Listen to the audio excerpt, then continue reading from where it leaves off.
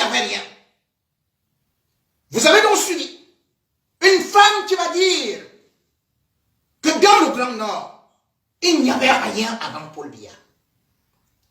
Mais ce qu'elle oublie, c'est que même en Gondiere, il y avait déjà un grand aéroport.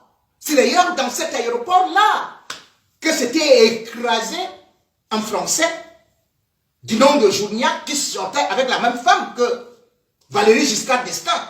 Et son avion avait été piégé. Nous étions en 1980. L'aéroport de Ngandé. Je ne parle pas de l'aéroport de Garouane. Je parle de Ngandé. Puisque le Cameroun avait déjà des avions. Au Cameroun, avec Cameroun Airlines. Qu'est-ce qu'il y avait avant?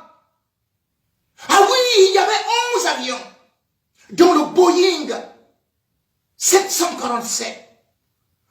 Ali Diop n'avait jamais loué un avion. Ali Diop prenait l'avion de sa compagnie quand il arrivait en Chine. Eh bien, le président s'inclinait. Quand il était reçu par Kennedy, qui avait seulement vu ce bolide-là, mais attendez, Kennedy était venu ouvrir sa portière. La portière d'Amadou Ahidjo. Le Cameroun était respecté partout. Ce n'était pas ce qu'on voit aujourd'hui. Que Paul Biya loue des avions, achète un vieux oiseau de nuit. Le genre que les hommes nous avait présenté que lui aussi il est parti acheter pour aller voir, pour aller épater. Touadéra Bangala en colère. Lui, il avait acheté, Paul Biya avait voulu acheter un avion qu'il n'a même pas volé un seul jour. Qu'on appelait Albatros, c'est-à-dire oiseau de malheur.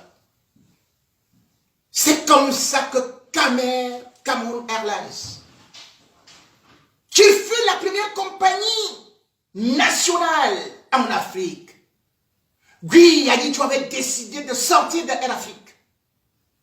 Dirigé, ou plutôt, oui, dirigé par la France. Parce que c'était des capitaux français. Même si tous les chefs d'État africains étaient là, Ahidjo fut le premier à dire, je m'en vais créer ma compagnie.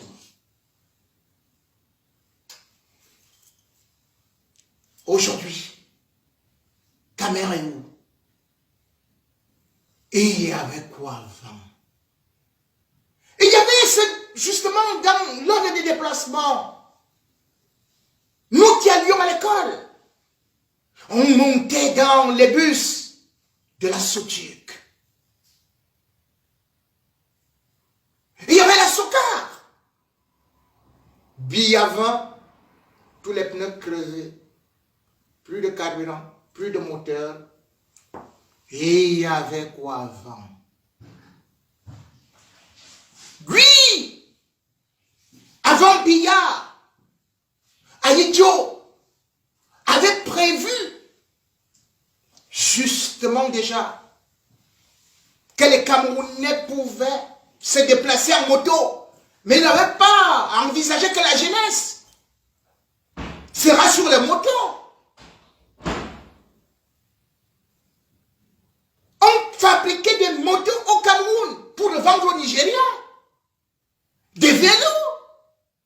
Et il y avait quoi avant? Aujourd'hui, on achète tout simplement des motos à l'étranger pour saturer nos villes. Et il y avait quoi avant? Parce que si, aujourd'hui, le déplacement au Cameroun, quand on arrive là, on se rend compte que ce ne sont que des motos, des motos, des motos, des motos. C'est parce que les transports en commun n'existent plus. Vous vous rappelez, le Cameroun avait la meilleure compagnie de chemin de fer, la Régie Fercam.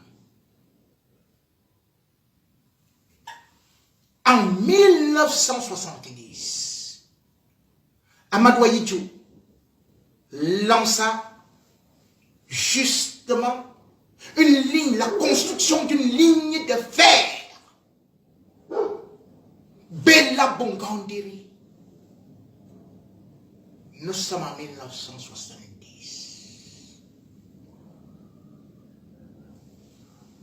Ayidjo, en moins de 4 ans, avait terminé cette route-là, ce chemin de fer qui était sur 329 km. 329 km. Et puis il ajouta jusqu'à 630 km. Tout ça en 4 ans.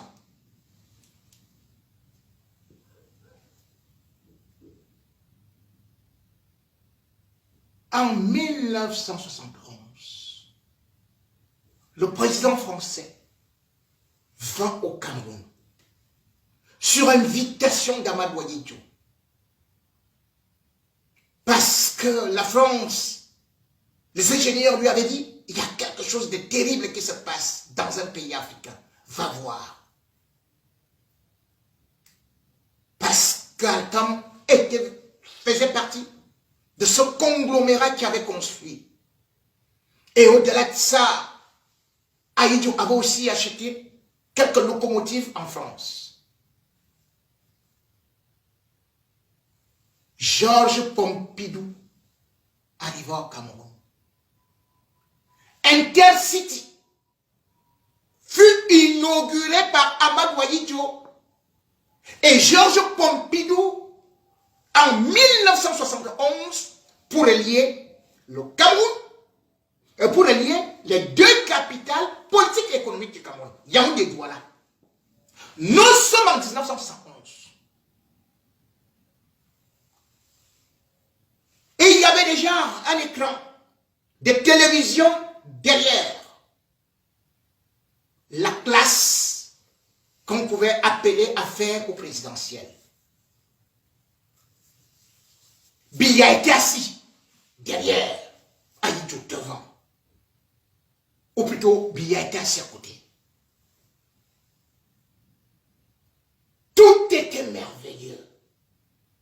Les télévisions venaient de partout pour couvrir cet événement, alors que le Cameroun n'avait même pas encore de télévision. Oui. Ina avait fait un reportage incroyable. Pompidou avait applaudi les deux mains. Mais vous vous rappelez le train qui a tué les Camerounais en 2012 ou quelque.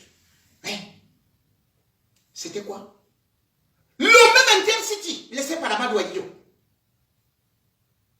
qui était d'Alger, qui n'avait pas d'assurance, qui n'avait pas de frein, que Paul Biya a revendu à son ami Bolloré à 0 €. Ou plutôt, ils ont appelé ça un franc symbolique. Les Camerounais furent tués, handicapés, n'ont jamais été dédommagés. Et en 2016, Biya est revenu avec quelqu'un qui faisait la peinture au quartier. Remet la peinture. On a remis le train en circulation. Et on a fait un reportage à la CRTV que oui, le président Paul Biya nous a offert un train magnifique, Intercity. 50 ans après. Amadou Ahidjo. Et cette CRTV dont on parle d'ailleurs, c'est qui? Amadou Ahidjo. Tout comme le palais est tout dit. Amadou Ahidjo. Mais laissons là-bas. Nous sommes toujours dans le domaine de Ketchakoutes. Et aussi le domaine de son frère, qui est là-bas, qui vole aussi des milliards. Nganou Djoumessi. Parce que dans la route passe, le développement suit. Ahidjo le savait. Quand il quittait le pouvoir, ou plutôt, seulement 5 ans ou 7 ans après son pouvoir, c'est-à-dire qu'il venait de monter au trône, la régie FECAM avait 850 wagons pour les marchandises. 72 locomotives. 72.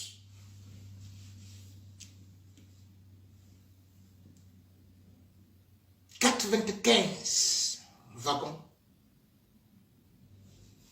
pour les voyageurs. Il y avait les villes, il y avait les arrêts, il y avait partout. Les Camerounais pouvaient circuler. Tout ceci a été réalisé avec quoi? Avec une somme totale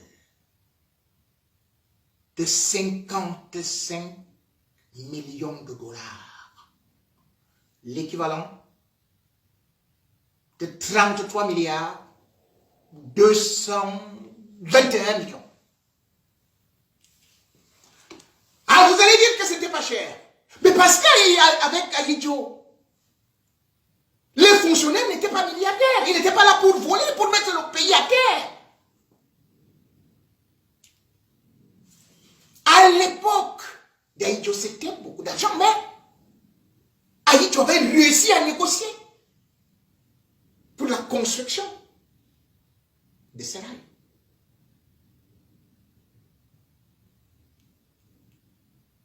Le kilomètre, écoutez-moi bien, revenait à 130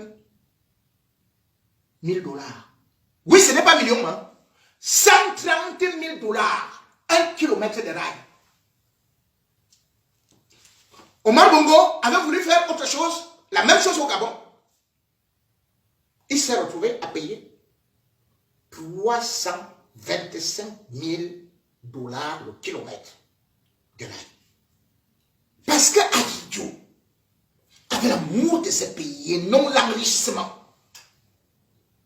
Et c'est pour ça qu'il avait ce plan quinquennal qui permettait à ce que les gens ne puissent pas rester dans telle zone, dans l'obscurité. Il y avait des projets.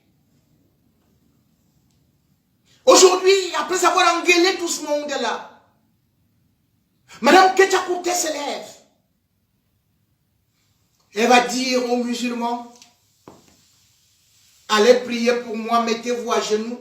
Ou plutôt ce sont les musulmans qui lui promettent ça au nord. Parce qu'elle est venue avec quoi? 3 ministres à côté d'elle pour offrir